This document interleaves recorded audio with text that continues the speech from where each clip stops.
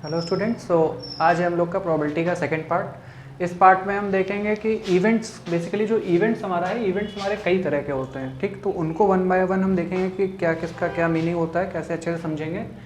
फिर एक टर्म होता है, हमने अपने बुक में देखा होगा, एल्जेब्रा ऑफ इवेंट्स, यानी कि एल्जेब्रा की जो मैथमेटिक्स होती है वो हम अप्लाई करेंगे इवेंट्स पे, ठीक। तो वो भी देखेंगे क्या होता है, 3-4 चीज़ें होती हैं जो आपके सिलेबस में, उतना देखेंगे। तो स्टार्ट करते हैं इवेंट से। तो पहली चीज़, इवेंट क्या होता है ये हमने पिछली वीडियो में बता रखा है। नहीं समझ में आया है, मतलब नहीं मालूम है, आप एक बार जाकर के वाली वीडियो रेफर करो, फिर यहाँ पे आओ, क्योंकि सेकंड पार्ट है, ठीक है। फिर भी एक बार बता देते हैं इवेंट क्या होता है। जैसे मान लो कोई भी हमने एक्सपेरिमेंट परफॉर्म किया, फॉर एग्जाम्पल हमने एक कॉइन टॉस किया, ठीक। कॉइन हमने टॉस करा तो या तो हेड जा सकता है या फिर टेल आ सकता है।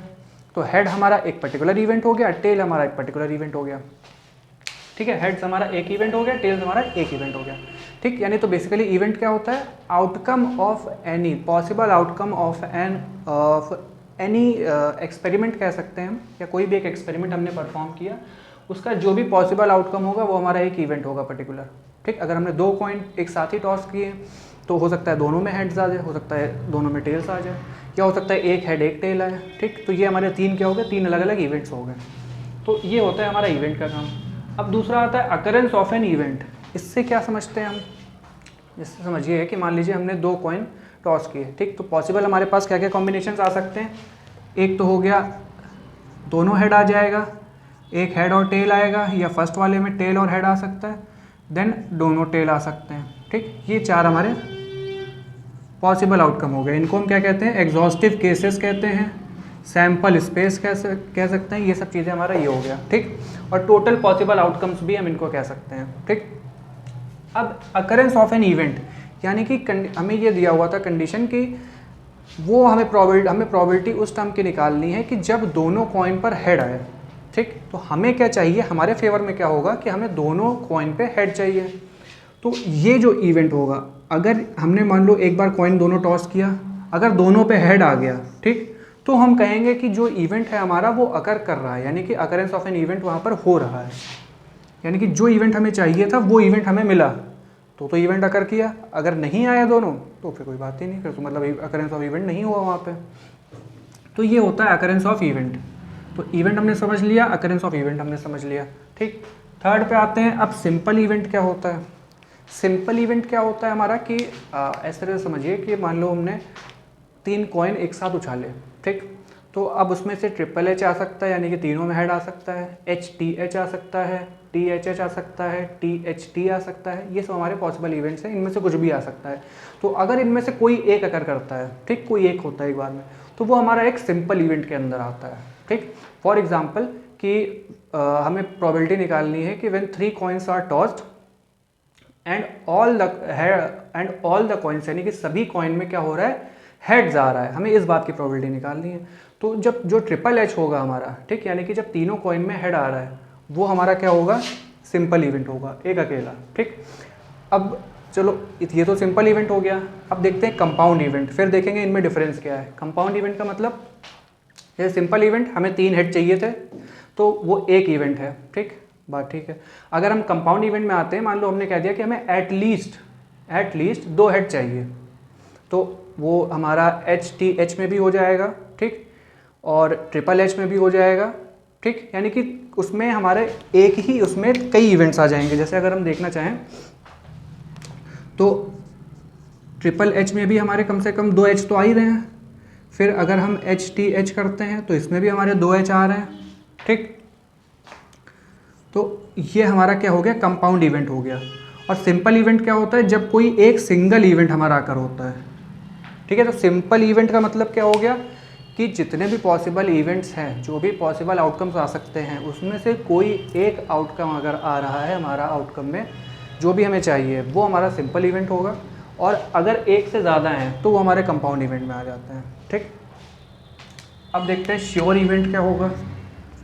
श्योर इवेंट का क्या मतलब है कि जिसको होना ही होना है, उसमें चांसेस का कोई मतलब ही नहीं है, ठीक है।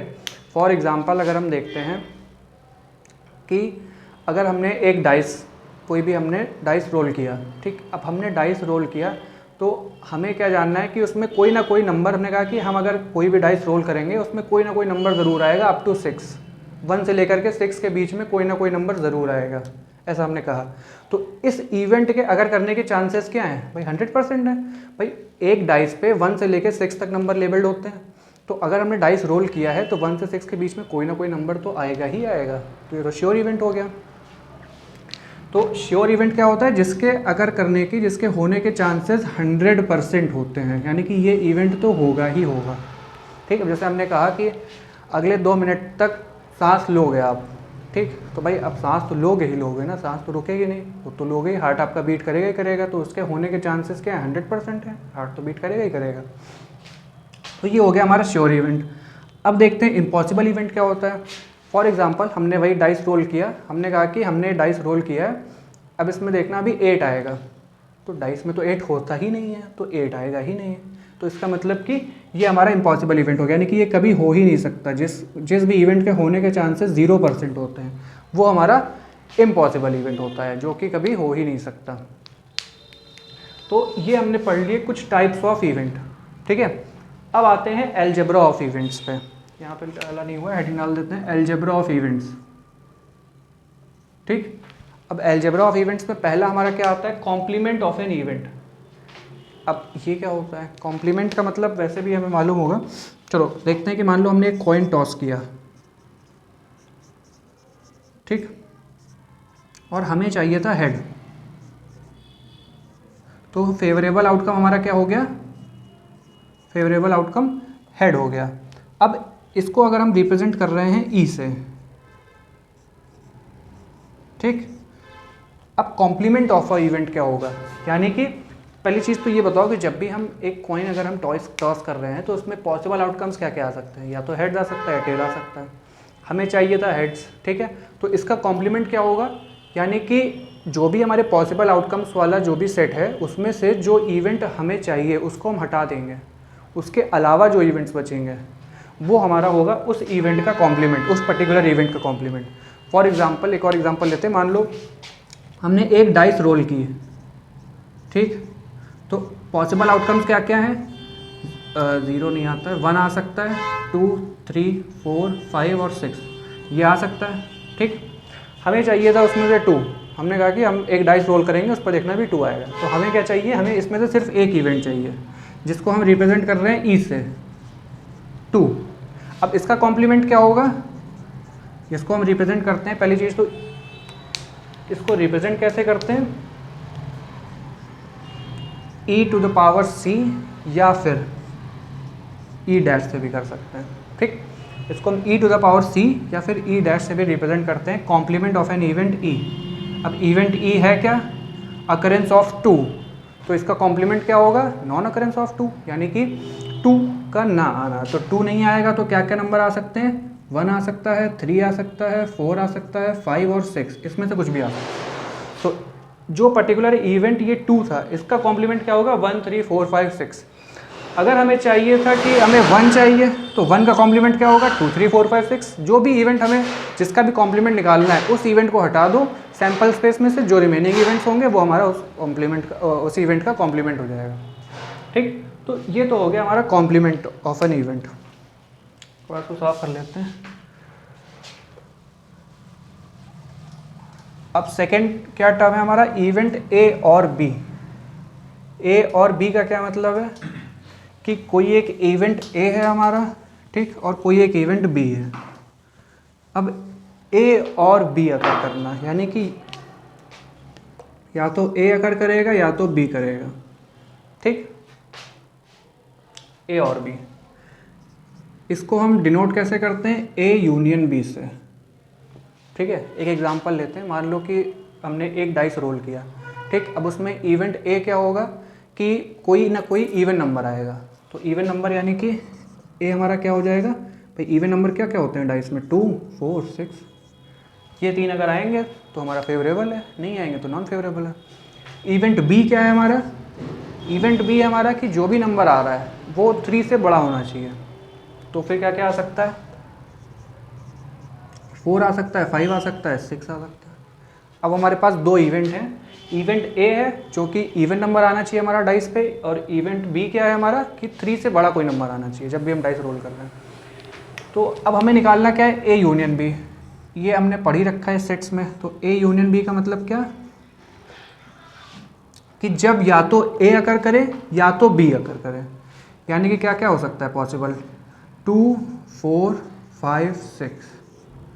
यानी कि अगर हमने डाइस रोल किया है, ठीक, उसमें या तो 2 आ जाए या 4 आ जाए, 5 आ जाए, 6 आ जाए, अगर इन चारों में से कुछ भी आ रहा है तो हमारा या तो इवेंट ए अकर कर रहा है या तो इवेंट बी अकर कर रहा है, ठीक। अगर इसके अलावा कुछ आता है 1 और 3 तो हमारा ना तो इवेंट ए अकर कर रहा है और ना ही इवेंट बी अकर कर रहा है, ठीक है। चलो, तो ये हो गया इवेंट ए और बी का मतलब, यानी कि जब हमारा या तो इवेंट ए अकर करेगा या तो इवेंट बी अकर करेगा, ठीक। अब सेकंड देखते हैं, सेकंड है हमारा इवेंट ए एंड बी, यानी कि इवेंट ए भी अकर करना चाहिए और इवेंट बी भी अकर, यानी कि दोनों साथ में। तो इस केस में क्या होगा, यानी कि ए इंटरसेक्शन बी हमें देखना है, ठीक। इसको हम लोग रिप्रेजेंट करते हैं, यहाँ पे लिखते चलते हैं, इसको रिप्रेजेंट करते हैं हम लोग ए यूनियन बी से, इसको रिप्रेजेंट करते हैं ए इंटरसेक्शन बी से, ठीक। अब देखो दोनों अकर करने, दोनों चीज़ें आनी चाहिए, यानी कि इवन भी होना चाहिए वो नंबर। देखो डाइस हमने रोल किया, उस पर जो भी नंबर आए वो पहली कंडीशन क्या है, इवन भी होना चाहिए। दूसरी कंडीशन क्या है कि 3 से बड़ा इवन होना चाहिए। तो 3 से बड़े कौन से इवन नंबर है भाई, 4 है और 6 है। तो ये आ गया, अगर 4 और 6 आता है उस डाइस पे तो उस केस में क्या हो रहा है, इवेंट ए भी अकर कर रहा है, इवेंट बी भी अकर कर रहा है। तो ये हो गया हमारा ए इंटरसेक्शन बी, जिसे हम कहते हैं event A and B. Third हमारा है event A but not B, यानी कि ए तो अगर करे मगर बी ना अगर करे। इसको हम लोग किससे रिप्रेजेंट करते हैं, ए माइनस बी से। एक और तरीका होता है ए इंटरसेक्शन बी नॉट या बी डैश। देखो इवेंट ए अगर करे, हमने ए लिख दिया, बट नॉट बी यानी बी नहीं अगर करना चाहिए तो हमने बी डैश निकाल लिया, उसका इंटरसेक्शन कर लिया। फॉर एग्जाम्पल अगर हम इसी केस में देखें, हमें निकालना है ए इंटरसेक्शन बी नॉट, मतलब कि इवेंट ए हमारा अकर करना चाहिए मगर बी नहीं अकर करना चाहिए। तो ऐसा कोई केस बन रहा है इसमें, 2 हमारा ऐसा केस है। देखो बी नहीं अकर करना चाहिए, तो हमने जो एग्जांपल लिया है उसमें इवेंट ए क्या है, सारे इवन नंबर्स आने चाहिए उस डाइस पे, और इवेंट बी क्या है हमारा कि 3 से बड़ा कोई नंबर होना चाहिए, ठीक। तो हम क्या करते हैं, हम 3 से छोटा कोई एक इवन नंबर उठाते हैं, क्योंकि इवेंट ए में क्या है कि इवन नंबर होना चाहिए, वो तो आकर करना चाहिए, यानी कि कोई वो जो भी नंबर आए डाइस पे वो इवन होना चाहिए। बी नहीं अगर करना चाहिए, तो अगर इवेंट बी है हमारा 4, 5, 6 यानी कि 3 से बड़े नंबर, तो बी का कॉम्प्लीमेंट क्या हो जाएगा, बी का कॉम्प्लीमेंट हो जाएगा हमारा 1, 2, 3, यानी 3 से सारे छोटे नंबर, 3 या 3 से छोटे नंबर, तो वो हो गया 1, 2, 3। अब 2, 4, 6 और 1, 2, 3 का इंटरसेक्शन क्या होगा, 2, यानी कि अगर 2 आता है तो हमारा इवेंट ए अकर कर रहा है और इवेंट बी नहीं अकर कर रहा है। ये क्या हो गया हमारा लास्ट वाला, event A but not B. तो यहाँ तक तो हमने सारे टॉपिक्स कवर कर लिए। अब एक ये क्वेश्चन लिखा हुआ है, ठीक, ये क्वेश्चन आपके लिए एज एन होमवर्क है, ठीक। क्वेश्चन है क्या कि एक डाइस को हमने 2 बार थ्रो किया, ठीक, एक सिंगल डाइस को हमने 2 बार थ्रो किया, ठीक, एक सिंगल डाइस को हमने 2 बार थ्रो किया है। तो इवन हमारा जो इवेंट है उसमें क्या है कि दोनों बार हमारा इवन नंबर आए हैं, ठीक। यानी कि क्या क्या हो सकता है, जो भी हमारे, जैसे अब देखो हमने 2 बार डाइस थ्रो किया तो कॉम्बिनेशन क्या क्या बन सकते हैं, मतलब कि भाई या तो 1, 1 आ सकता है, या तो 1, 2 आ सकता है। इस तरह से आपकी एक टेबल बनेगी। अच्छा को बता देते हैं थोड़ा सा आपको, जब 2 बार डाइस हम उछालते हैं या फिर 2 डाइस एक साथ उछालते हैं तो उनका क्या केस होता है भाई, पहले हम 1, 2, 3, 4, 5, 6 इस तरह से लिखेंगे, और 1, 2, 3, 4, 5, 6 इस तरह से लिखेंगे। फिर हमारी एक टेबल बनेगी, यहाँ पे 1, 1 आ रहा है, यहाँ पे 1, 2 आ रहा है, फिर यहाँ पे 1, 3 यानी कि 1, 3 आ रहा है, फिर यहाँ पे 1, 4 आ रहा है। इस तरह से पूरी टेबल हम कंप्लीट कर लेंगे। फिर देखेंगे कि दोनों इवन होना चाहिए, ठीक, यानी कि दोनों पे इवन तो क्या क्या हो सकता है हमारा, इवन में हमारा हो सकता है 2,2 आ रहा है, ठीक, 2,4 आ रहा है, 2,6 आ रहा है। इस तरह से सारे इवेंट वाले, अब ये आपका इवन इवेंट बन जाएगा, ठीक। E2 क्या है हमारा कि दोनों ऑड होना चाहिए, तो 1,3, 1,1 इस तरह से बना लेंगे। फिर E3 क्या है, सम इज़ लेस देन 6, यानी कि जो दोनों पे आ रहा है उसका सम जो है वो 6 से छोटा होना चाहिए। तो मैक्स टू मैक्स हम कहाँ तक जा सकते हैं, 3,3 तक जा सकते हैं, क्योंकि अगर 3,4 हुआ तो 3 + 4 क्या हो जाएगा, 7 हो जाएगा। तो वो चीज़ हमें नहीं चाहिए, हमें 3,3 तक हम मैक्स जाएंगे। उसके पहले क्या, आप ऐसे इवेंट्स आपको सारे बनाने हैं, सबका सेट बनाना है। फिर वैल्यू किसकी फाइंड करनी है, E1 यूनियन E2 की, E1 इंटरसेक्शन E2 की, और E1 इंटरसेक्शन E2 का कॉम्प्लीमेंट, जैसे हम E1 माइनस E2 भी कहते हैं। पहला हमारा क्या है, E1 A और B वाला केस है। दूसरा क्या है, सेकेंड वाला केस है। थर्ड क्या है, event A but not B वाला केस है, ठीक। जो हमने आपको भी समझाया है उसी पर ये क्वेश्चन बेस्ड है, ठीक।